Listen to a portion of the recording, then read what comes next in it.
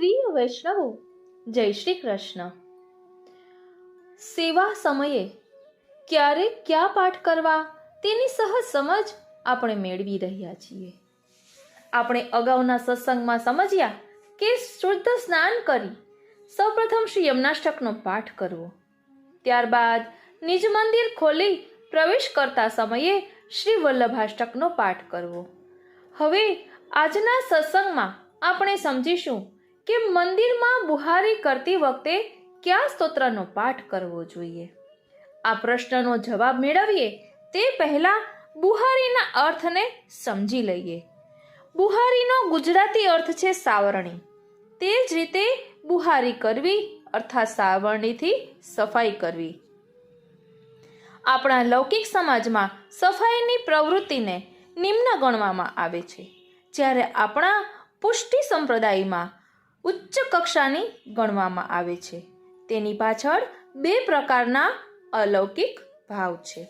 પહેલું, સકારાત્મક ભાવ। બુહારી કરતી વખતે મનમાં એવો ભાવ હોવો જોઈએ કે દિવસ દરમિયાન લૌકિકમાં રહેવાથી મારામાં મદ, અહંકાર, વિવિધ કામનાઓ જે પ્રવેશી છે ને તે બુહારીની સાથે દૂર થાય। બીજો, દાસ્યત્વ ભાવ। બુહારી કરતી વખતે આપણામાં રહેલા મોટાપણોનો રાજસ્વી અહંકાર નિવૃત્ત થઈ દાસત્વનો સાત્વિક ભાવ નિર્માણ થાય છે।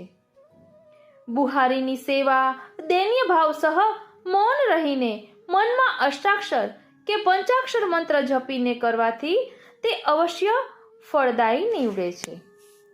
હવે અહીં પ્રશ્ન છે કે મંદિરમાં બુહારી કરતી વખતે કયા સ્તોત્રનો પાઠ કરવો, તો એનો જવાબ મેળવીશું અને તેની પાછળમાં રહેલા ભાવને પણ સમજીશું।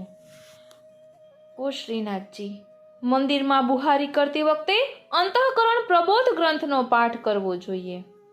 એટલે આપણે તત્વની દ્રષ્ટિએ સમજીએ તો જેવી રીતે મંદિરને બાહ્ય રીતે સ્વચ્છ, ચોખ્ખું અને પવિત્ર કરીએ છીએ ને, તેવી જ રીતે આપણું અંતઃકરણ પણ શુદ્ધ અને પવિત્ર બને ને ત્યારે જ પ્રભુની કૃપાનો અનુભવ થાય અને પ્રભુની લીલાનો અનુભવ થાય, એમના સ્વરૂપનો અનુભવ થાય। એટલે મંદિરમાં બુહારી કરતી વખતે અંતઃકરણ પ્રબોધનો પાઠ કરવો જોઈએ। તો ચાલો આપણે પણ શ્રી મહાપ્રભુજીએ દર્શાવેલા અંતઃકરણ પ્રબોધના ભાવને સમજવાનો રંચક પ્રયાસ કરીએ। બોલો શ્રી વલ્લભાધીશ કી જય। વાલા વૈષ્ણવો, જય શ્રી કૃષ્ણ। હું માનાતુરી આપ સર્વે વૈષ્ણવોનું આજના આ અલૌકિક સત્સંગમાં હાર્દિક સ્વાગત કરું છું। વાલા વૈષ્ણવો, સૌપ્રથમ આપણે વલ્લભાષ્ટક ઓ શ્રીનાથજી અંતઃકરણ પ્રબોધ ગ્રંથનો સંસ્કૃત શ્લોક અને ભાવાર્થ સહિત પાઠ કરીશું અને ત્યારબાદ તેનો સાર સમજીશું। બોલો શ્રી વલ્લભાધીશ કી જય। પ્રિય વૈષ્ણવો, આપણા રોજિંદા જીવનમાં પણ એવું થતું હોઈએ છે કે આપણે શાંત હોઈએ પણ કોક આપણને ટ્રિગર કરે ને એટલે આપણે એવા ગુસ્સે થઈ જઈએ કે આપણામાં રહેલો ભાવ ક્યાં જતો રહે ને તેનો આપણને ખ્યાલ પણ ન રહે અને પછીનો સમય આપણો ગુસ્સામાં જાય। તો આજ આપણે ધ્યાન રાખવાનું છે કે આપણા સ્વભાવનું રિમોટ કોઈ બીજાના હાથમાં દેવાનું નથી। આ અંતઃકરણ પ્રબોધ ગ્રંથને આપણે સાવધાનીપૂર્વક સમજીશું ને ત્યારે ખ્યાલ આવશે, કારણ કે શ્રી મહાપ્રભુજીએ શરૂઆત જ એમ કરી છે કે સાવધાનતાથી શ્રવણ કરો। તો ચાલો અંતઃકરણ પ્રબોધમાં પ્રવેશ કરીએ। શ્રી વલ્લભના ચરણારવિંદમાં વિનંતી ધરીએ કે અહીં દર્શાવેલા ભાવને અમે અમારા આત્મપટલ પર ધારણ કરી શકીએ એવી કૃપા કરો। અંતઃકરણ પ્રબોધ।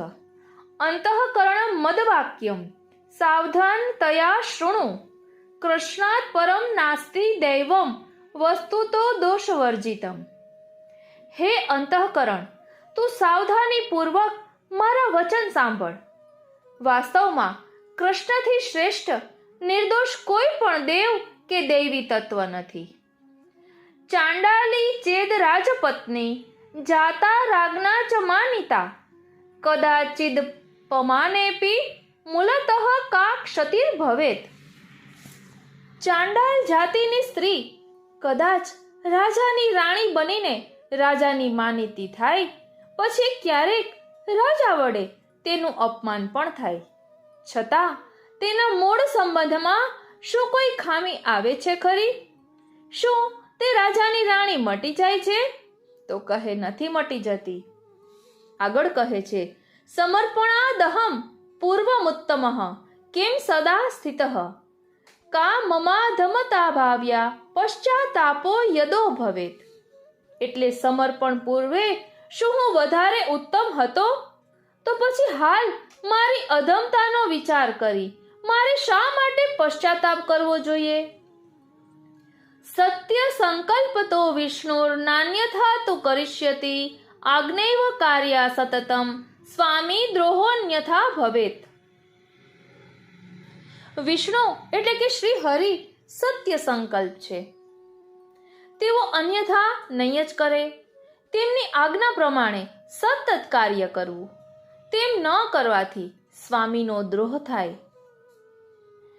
સેવકસ્ય તુ ધર્મો અયમ સ્વામી સ્વસ્ય કરિષ્યતિ આજ્ઞા પૂર્વમ તુ યા જાતા ગંગા સાગર સંગમે. સેવકનો આ જ ધર્મ છે. સ્વામી એવા પ્રભુ પોતાનું વચન પાળશે. પહેલેથી જ આજ્ઞા થઈ તે ગંગા સાગર સંગમ સ્થાને દેહના ત્યાગની હતી. પછી મધુવનમાં જે આજ્ઞા થઈ તે દેશના ત્યાગની હતી. એ બંનેનું મેં પાલન કર્યું નહીં. ત્રીજી આજ્ઞા સંન્યાસીની થઈ. એટલે કહે છે, યાપી પશ્ચાન મધુવને ન કૃતમ તદ્વયમ મયા દેહ દેશ પરિત્યાગ સ્તુતિયો લોક ગોચરઃ પશ્ચાતાપઃ કથમ તત્ર સેવકોહમ ન ચાન્યથા લૌકિક પ્રભુવત્વ કૃષ્ણો ન દ્રષ્ટવ્ય કદાચન. હું સેવક છું, તેથી તેનું આજ્ઞાપાલન ન થવાનો પશ્ચાતાપ શા માટે કરવો પડે? અને અન્યથા શા માટે વિચારવાનું પણ હોય? કૃષ્ણને ક્યારેય લૌકિક માલિક જેવા જાણવા નહીં. તેમને બુદ્ધિપૂર્વક બધું સમર્પવાથી તું કૃતાર્થ છે. તેમ કરીને તું સુખી થા. પશ્ચાત તાપમ કથમ તત્ર સેવકોહમ ન ચાન્યથા લૌકિક પ્રભુવત કૃષ્ણો ન દ્રષ્ટવ્ય કદાચન સર્વમ સમર્પિતમ ભક્ત્યા કૃતાર્થોસી સુખી ભવ પ્રૌઢાપી દુહિતા યદવત સ્નેહન ન પ્રેષ્યતે વરે. એટલે કૃષ્ણને ક્યારેય લૌકિક માલિક જેવા જાણવા નહીં. તેમને ભક્તિપૂર્વક બધું સમર્પવાથી તું કૃતાર્થ છે. તેમ કરીને તું સુખી થા. જેમ પુત્રી ઉંમરલાયક થયા પછી પણ સ્નેહને વશ થઈને તેના વર પાસે મોકલવામાં ના આવે તો તેનો વર અન્ય રીતે સંતોષ પામતો નથી. તેમ દેહ સાથે તેવું વર્તન ન કરવું. એટલે કે સેવા છોડવી નહીં. તથા દેહેન કર્તવ્યમ વરસ્તુષ્યતિ નાન્યથા લોક વચ્ચેત સ્થિતિર્મે સ્યાત કિમ સ્યાદિતિ વિચારય અશક્યે હરિરેવાસ્તિ મોહમ મા ગહ કથંચન ઇતિ શ્રી કૃષ્ણદાસસ્ય વલ્લભસ્ય હિતમ વચઃ ચિત્તમ પ્રતિયદાકર્ણ્ય ભક્તો નિશ્ચિંતતામ વ્રજેત. એટલે કહે છે કે જો મારી સ્થિતિ લૌકિક જેવી થાય તો મારું શું થાય એમ વિચાર કર. અશક્ય પરિસ્થિતિમાં શ્રી હરિ છે જ, માટે કોઈ પણ પ્રકારે મોહ કરીશ નહીં. આવા શ્રી કૃષ્ણના દાસ એવા શ્રી વલ્લભના હિતકારી વચનો ચિત્ત પ્રત્યે તત્પરતા રાખીને જ્યારે ભક્ત સાંભળે ત્યારે તે નિશ્ચિંતતાપૂર્વક તે પ્રમાણે વર્તે છે. અહીં કહ્યું શ્રી વલ્લભની હિતકારી વાણી. તો આપણે કહીએ છીએ ને કે પ્રભુ મમ હિતકારી એ ભરોસો જાયના. પ્રભુ સર્વ કરવા સમર્થ છે. પ્રભુ કર્તુમ અકર્તુમ અન્યથા કર્તુમ છે. માટે પ્રભુનો દ્રઢ આશ્રય કરવો. આમ इति श्री वल्लभाचार्य विरचितम अंतःकरण प्रबोध समाप्त। आम श्री वल्लभाचार्यजी विरचित अंतःकरण प्रबोध અહીં વિરમે છે। વાલા વૈષ્ણવો, હવે આપણે આના ઊંડાણપૂર્વક થોડુંક અંતઃકરણ પ્રબોધ ગ્રંથને સમજીએ સારના રૂપમાં। બોલો શ્રી વલ્લભાધીશ કી જય। પ્રિય વૈષ્ણવો, અંતઃકરણ જાગૃત થયા વિના જીવનમાં વિવેક, ધૈર્ય અને આશ્રય આવતા નથી। અંતઃકરણ જાગૃત ન થવાના મુખ્ય 3 કારણો છે। મનમાં સત્વ, રજ અને તમના દોષોને લઈને કામ, ક્રોધ, લોભ, મોહ, મદ અને મત્સર ભરેલા છે, જે અંતઃકરણને માંદલું રાખે છે। મનમાં ઘણીવાર ખોટા ભ્રમ પેદા થાય છે, તેથી મન ચલિત થાય છે અને અસ્થિર બને છે। અજ્ઞાનનું આવરણ ખોટા વિચારો અને ખોટા કર્મો કરાવે છે। અંતઃકરણનું કાર્ય વિચાર, નિશ્ચય, ભૂતકાળની ઘટનાઓનું સ્મરણ અને સુખ દુઃખનો અનુભવ કરવાનું છે। અંતઃકરણના નિયામક ચંદ્ર, વિષ્ણુ, બ્રહ્મ અને મહેશ છે। આ 4 દેવોના નિયામક શ્રી કૃષ્ણ છે। તેથી અંતઃકરણને શ્રી કૃષ્ણને સોંપી દેવાથી અંતઃકરણ જાગૃત બને છે। શ્રી મહાપ્રભુજીએ અંતઃકરણને આપેલા બોધ। શ્રી કૃષ્ણની કૃપાનો વિચાર કરવો। કૃપાળુ શ્રી કૃષ્ણની કૃપાનો વિચાર કરવો। મનમાં અપરાધોનું ચિંતન કરી ગ્લાનિ ન કરવી। પરબ્રહ્મ પરમાત્મા સત્ય સંકલ્પ છે। પરમાત્મા કદી અન્યાય કરતા નથી। શ્રી કૃષ્ણ આપણા સ્વામી છે। તેમની આજ્ઞા પ્રમાણે જ હંમેશા કાર્ય કરતા રહેવું। આપણા સ્વામી શ્રી કૃષ્ણને લૌકિક ન માનવા। શ્રી ઠાકોરજીની સેવામાં વિલંબ ન કરવો। આ 8 બોધ અંતઃકરણને શ્રી મહાપ્રભુજીએ આપ્યા છે। વાલા વૈષ્ણવો, અંતઃકરણનું કાર્ય શું છે? તો કહે છે કે અંતઃકરણનું કાર્ય વિચાર, નિશ્ચય, બનેલી ઘટનાઓનું સ્મરણ અને સુખ દુઃખનો અનુભવ કરવાનું। મનરૂપી ઇન્દ્રિયો વિચારો કરે છે, તેમાં સંશય અને ઈચ્છાઓ જાગે છે।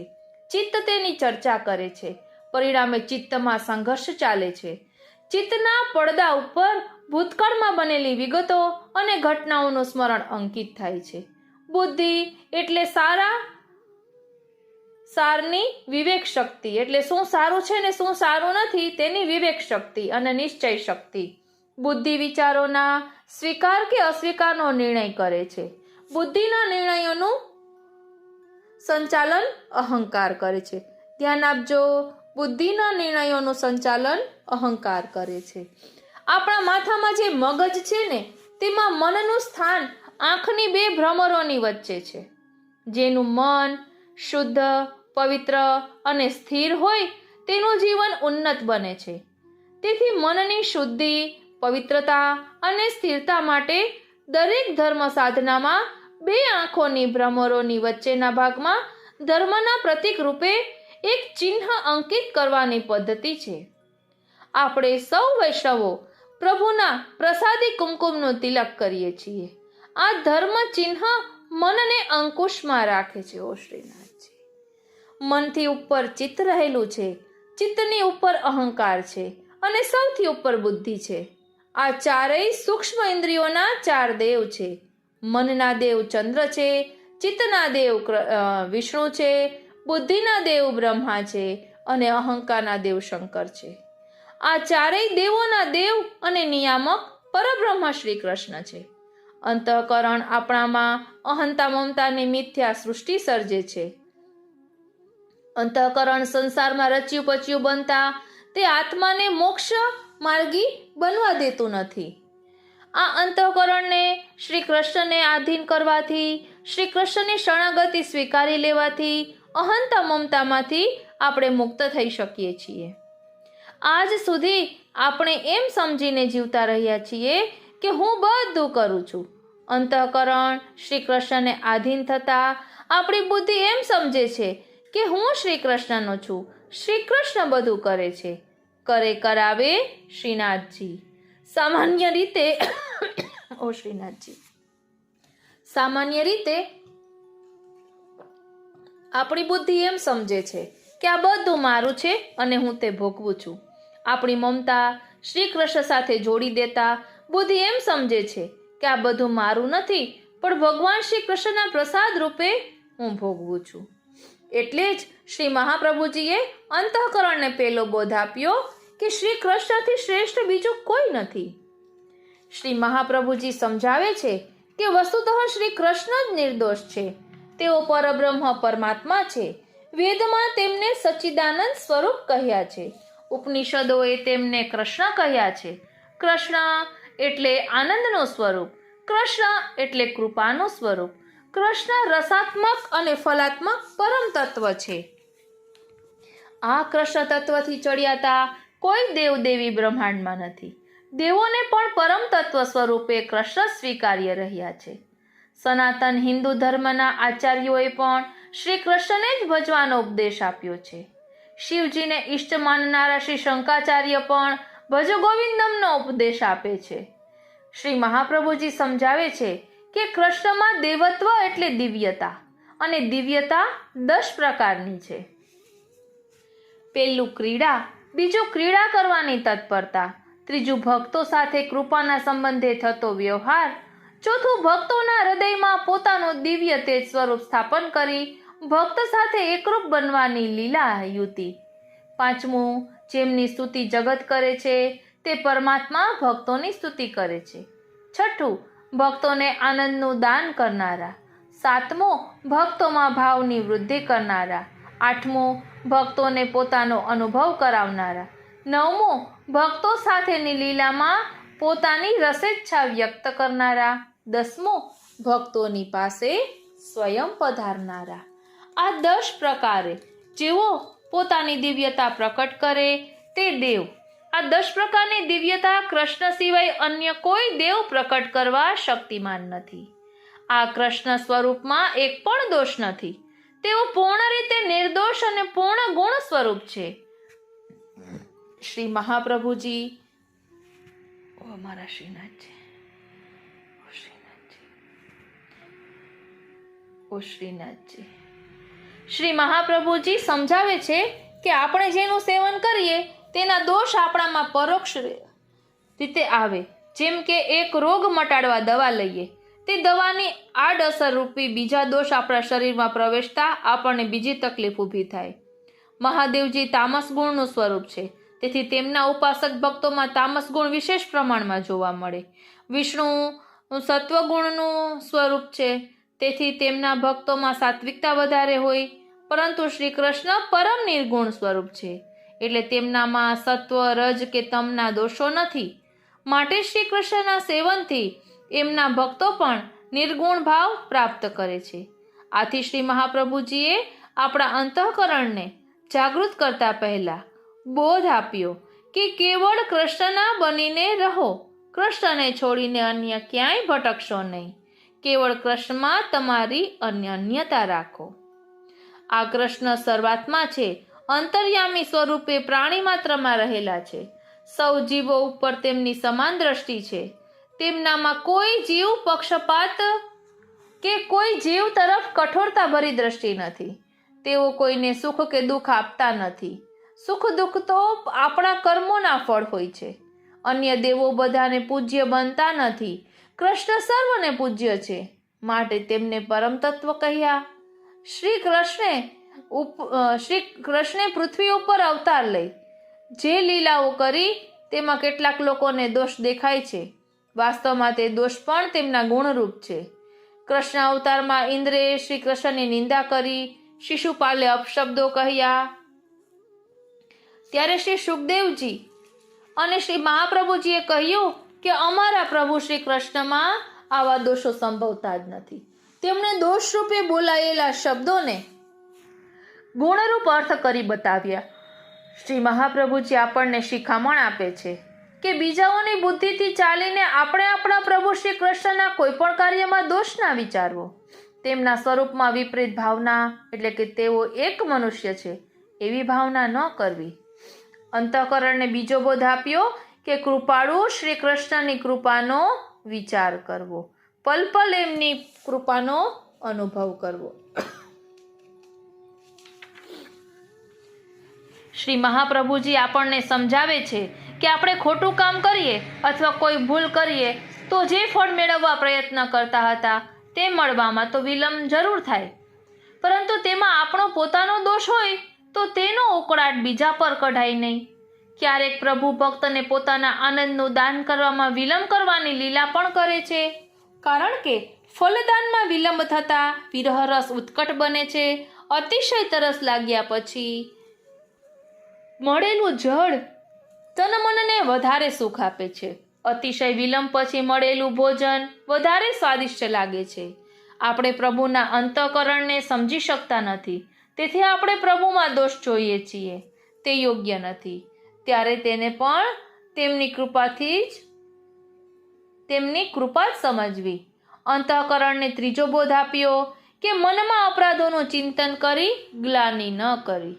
ભગવદ્ ગીતામાં ભગવાન એક સુંદર વાત સમજાવી કે જગતમાં જેમનું માન વધારે હોય તેમની અપકીર્તિ થાય તો તેમના માટે મરણ તુલ્ય છે, પરંતુ જગતમાં જેમનું કોઈ જ નથી તેમની અપકીર્તિ થાય તો તેથી તેને કોઈ ફરક પડતો નથી.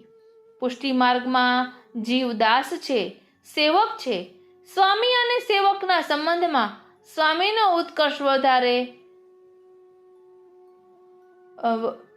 ઉત્કર્ષ મહત્વનો ગણાય, સેવકનો ઉત્કર્ષ મહત્વનો ગણાતો નથી. માટે સેવકમાં માન અપમાનની વૃત્તિ ના હોવી જોઈએ. સેવકમાં દાસ ભાવ રહેવો જોઈએ. અંતઃકરણને ચોથો બોધ આપ્યો પરબ્રહ્મ પરમાત્મા સત્ય સંકલ્પ છે.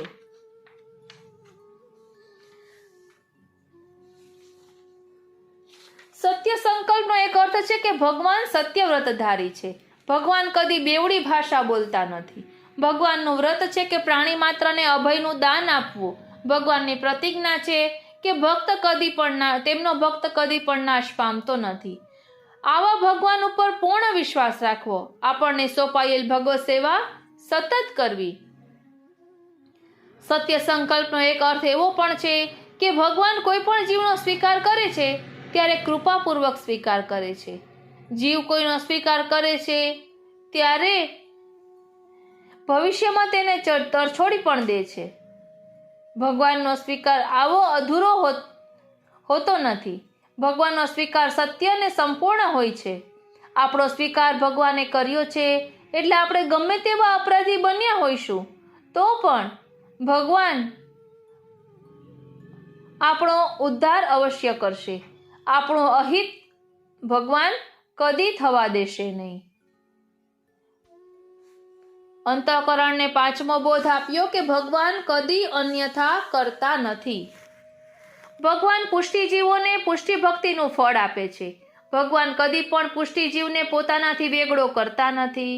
ભગવાને હરણ્યકશિપુ, રાવણ અને કંસ જેવાના ઉપર પણ અનુગ્રહ કર્યો છે. જેમણે ભગવાનને શત્રુભાવે સેવ્યા તેમને પણ ભગવાને મોક્ષનું દાન કર્યું. તો ભગવાન પોતાના ભક્તોનો હાથ પકડ્યા પછી એમને કેમ તરછોડે? એવા કેટલાક વૈષ્ણવોના ચરિત્રો છે કે તેઓ પુષ્ટિ માર્ગથી વિરુદ્ધ જીવન જીવતા હતા, છતાં શ્રી ઠાકોરજીએ તેમનો ઉદ્ધાર કર્યો છે. શ્રી મહાપ્રભુજી સમજાવે છે કે આપણા પ્રભુ આપણો કદાપી અહિત કરતા જ નથી.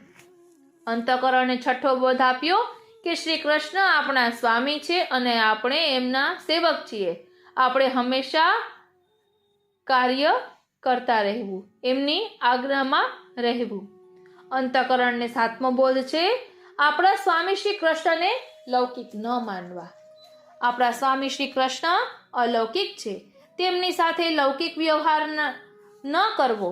લૌકિક સ્વામી સાથેનો સ્વાર્થપૂર્ણ અને સ્નેહશૂન્ય વ્યવહાર કરીએ છીએ એવો વ્યવહાર શ્રી ઠાકોરજી સાથે ન કરવો. શ્રી ઠાકોરજીનું સુખ સાચવવા માટે સતત પ્રયત્ન કરવો.